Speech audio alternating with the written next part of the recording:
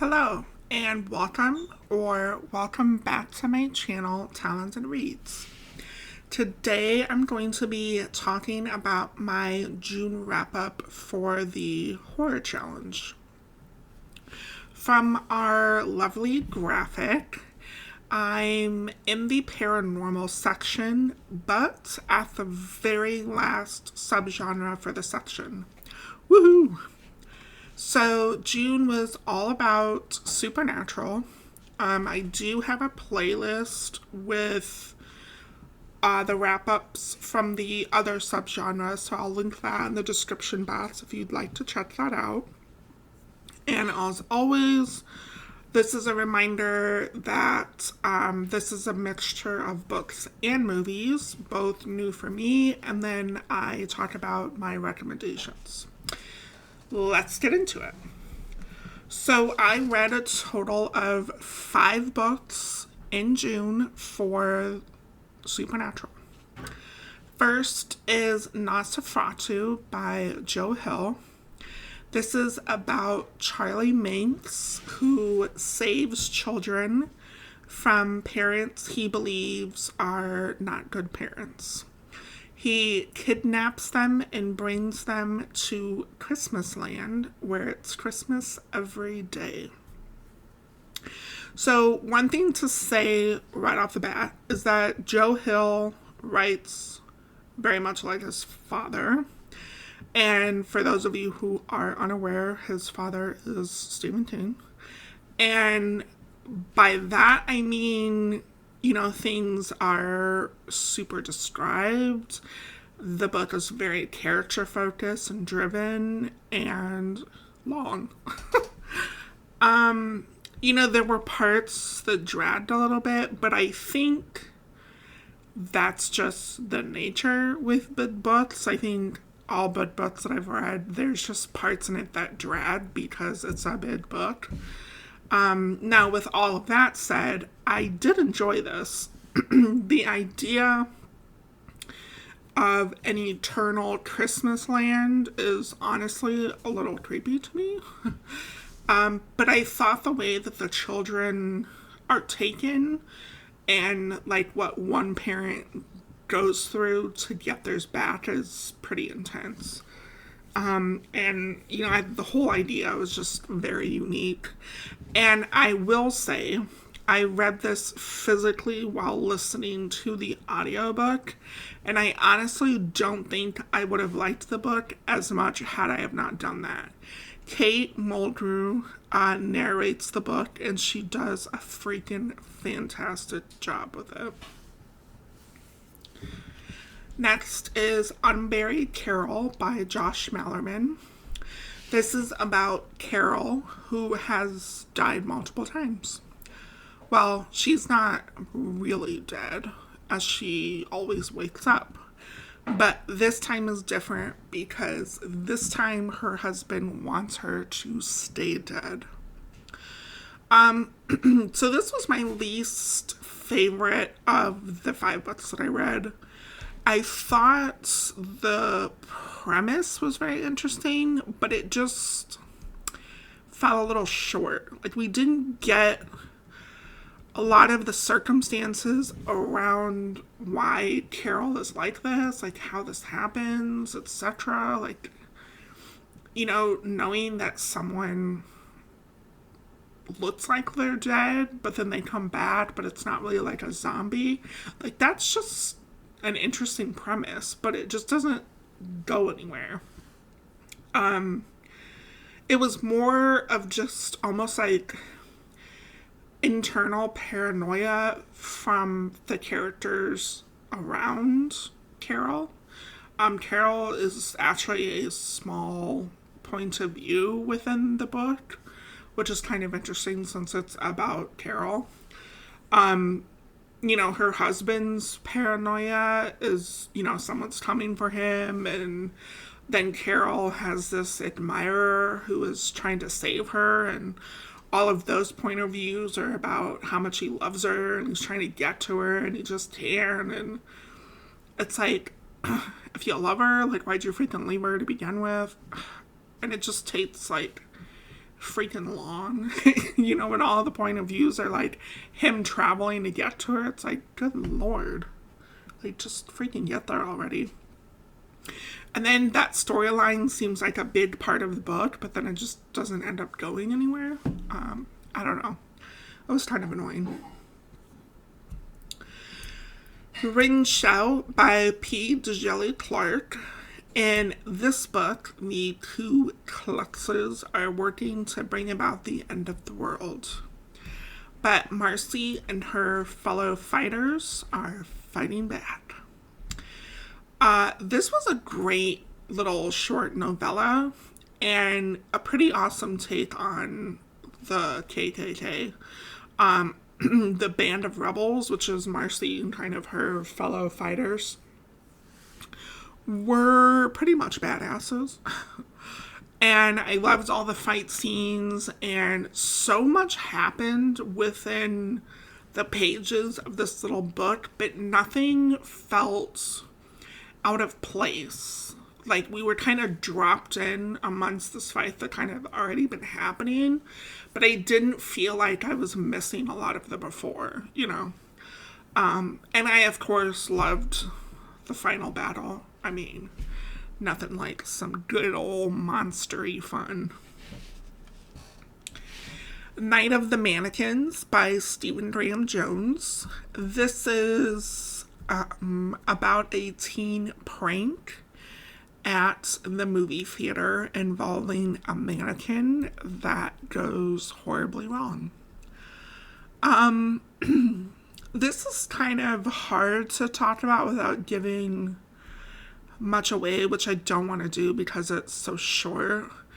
But I have to admit, I was really surprised at the route this book took. I was not expecting that. Much darker, but still just as creepy. And lastly is Smithy by Amanda Desiree. A group of college researchers are pulled together for a project on teaching a chimpanzee known as Smithy the art of language through American Sign Language. But they start to question Smithy in this house as the project continues. This was freaking great. And I have to admit, it took me way too long to realize that it's a chimpanzee on the cover. I started reading this and I'm like, this has a chimpanzee. And then I looked at the cover and I'm like, what do you know? There's a chimpanzee on the cover. Anyways, this book is told through like journal pages and diary entries and interviews and recordings of kind of everybody on this project team, which I thought was a really excellent way to talk about the stuff that's happening in that book. It really kind of brought that feel of the study to life and kind of just always kept reminding you like why they were there and why they were doing what they were doing. And, you know, the subtle, like, happenings at the house just ramped up at a nice pace.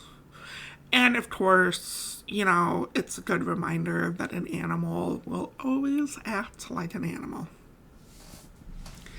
So that's it for the books I read. Let's talk about the movies I watched. The Lords of Salem is about Heidi, who is a radio DJ and is sent a box containing a record which is set to conjure the Lords.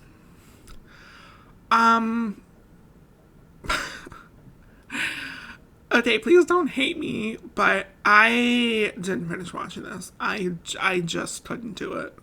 I didn't care for the acting. It just seemed very fake. And, you know, I would say that acting isn't everything in a movie, But there's like nothing else going on to like overshadow that. Like it's like all that's there is the acting and how obviously horrible it is. So I don't know. I'm not sure I will ever pick this up to watch again. Please don't make me. All right, moving on. Next is It Follows. This is basically a movie about a supernatural STD. After you have sex with someone who is, I'll say, infected, a supernatural force follows you around, obviously looking to kill you. Your choice is to die or pass it on. Again, not one I was impressed with, although I did actually sit through this one. But I definitely won't be rewatching it. It was kind of slow, and I hate the message is just to like pass it on so it's not your problem anymore. I don't know. It was like, really? Anyways. Okay, let's move on to some good ones, shall we? Oculus. Yep. This is my favorite of the bunch. A woman tries to exonerate her brother, who was convicted of killing their parents when they were kids. They are trying to prove that the murder was committed by a supernatural phenomenon from a mirror. Yeah, I really enjoyed this. I think most people are eerie of mirrors to begin with. So this being kind of set around a mirror just really amp ups that feeling without adding a whole lot to the story and the picture.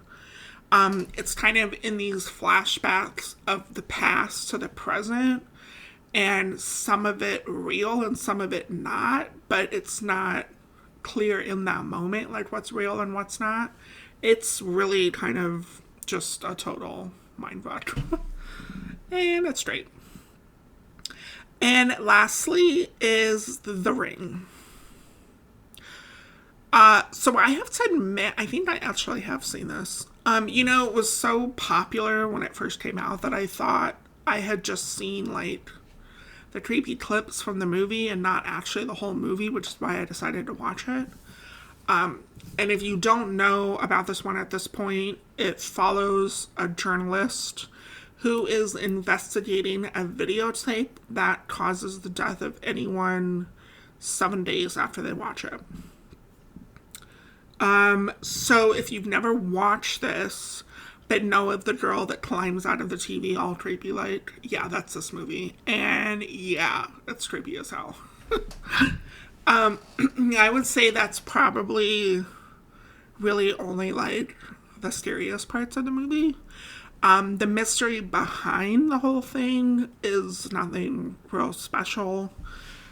So all in all, not a bad movie because I think those parts are overshadowed by the creepy ass girl. So now for my recommendations. First, let's run through the book recommendations. I have 4 of them. Pet Sematary by Stephen King.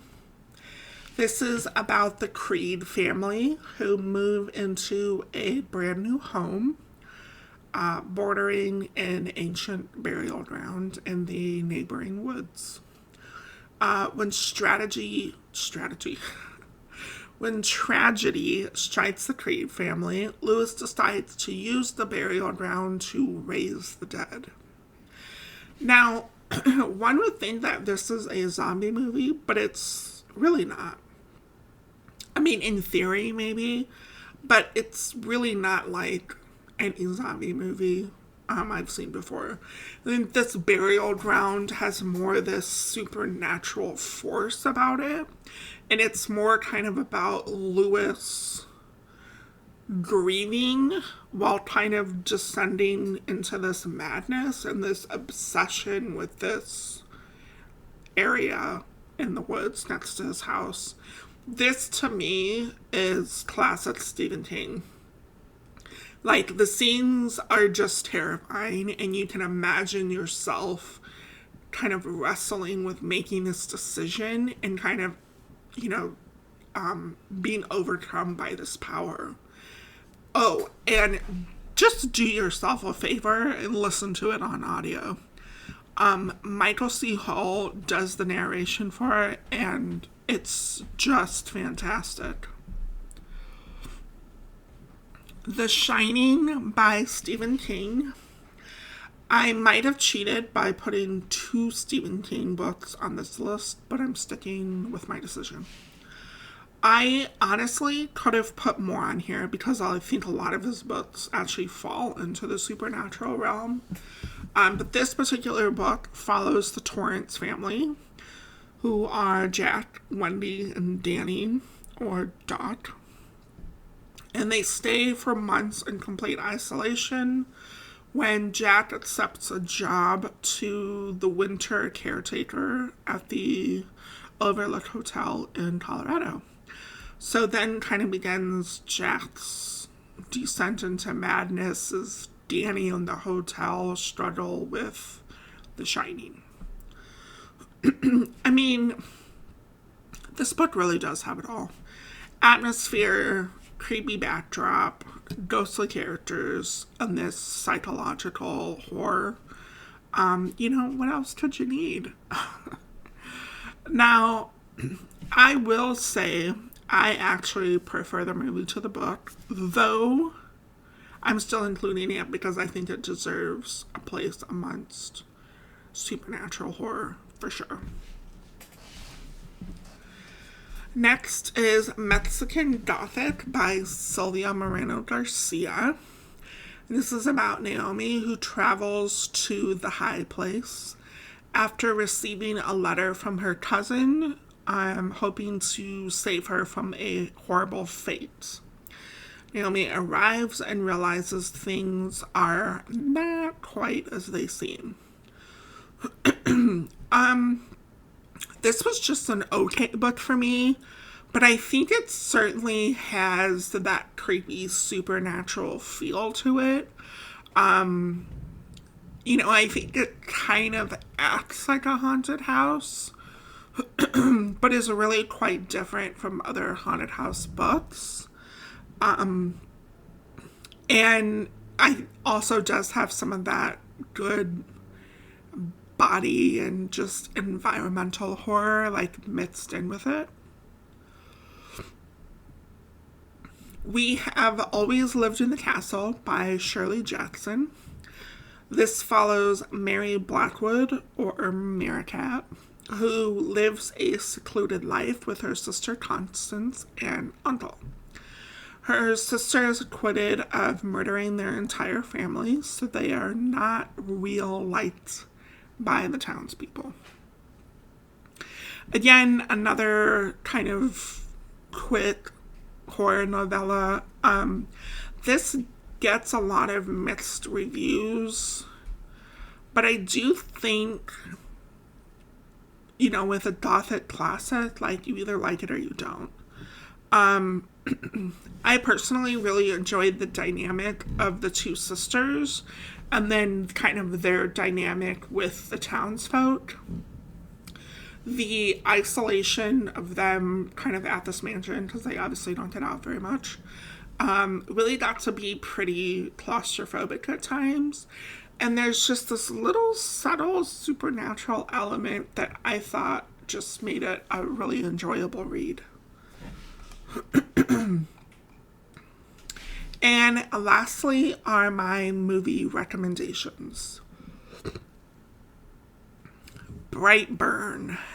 This is like, what if Superman turned out to be evil? That's pretty much it. This was just unsettling. Creepy kids just always do it for me, There were a couple parts in the movie that actually made me laugh. and some really good special effects. I think if you like kind of just an unsettling, trippy movie, this one is definitely for you. Carrie is the next movie. Since I couldn't add another Stephen King book, I decided to opt for a movie. Carrie was the first book of Stephen King I actually read, and both the movie and the book stick with me even still. This is about Carrie, who is a shy girl sheltered by her crazy religious mom, and she unleashes her power after being humiliated by her classmates at prom. I mean, it's a classic for a reason, so just go watch it. The Boy. A nanny arrives at an estate to take care of a boy who she comes to realize is really a doll. After she violates some strict rules, she starts to believe that this doll is actually real. Oh my god, this movie. There's a part in this movie, and if you've seen it, then you know, where I was actually out loud saying, oh shit, something's gonna go down. It's eerie without trying hard. I mean, it's a freaking doll, so that just, it's just eerie to start out with because of that. And last on the list is Silent Hill. Rose goes in search of her missing daughter within the religious town called Silent Hill. I feel like this movie never gets a lot of good ratings. And, the acting isn't all that great. But the things that walk the streets at the sound of the alarm at night, I mean, come on. That definitely makes up for any bad acting. This movie is pretty gory, so I will warn you on that. But if you can stomach it, it's really worth watching. That is all I have for this video today. I had a blast reading my way through paranormal horror. Drop a comment below and let me know what your favorite supernatural books and or movies are. I'm excited for July, where I'm reading my first subgenre for the monster section. I do love my monsters. Which means July is all about zombies. Woohoo! Thanks for watching, and I'll see you in my next video. Bye!